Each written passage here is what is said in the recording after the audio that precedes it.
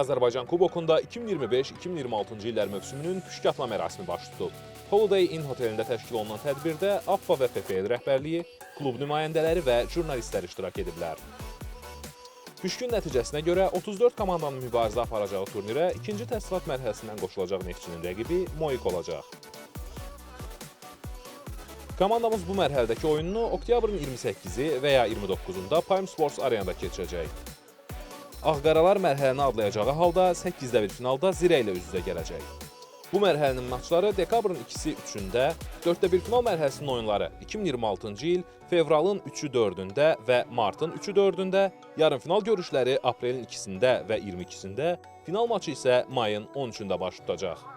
Qeyd edək ki, Azərbaycan Kubok uğrunda mübarizə 8-9 oktyabr tarixlərində birinci təsnifat mərhələsinin oyunları ilə start götürəcək.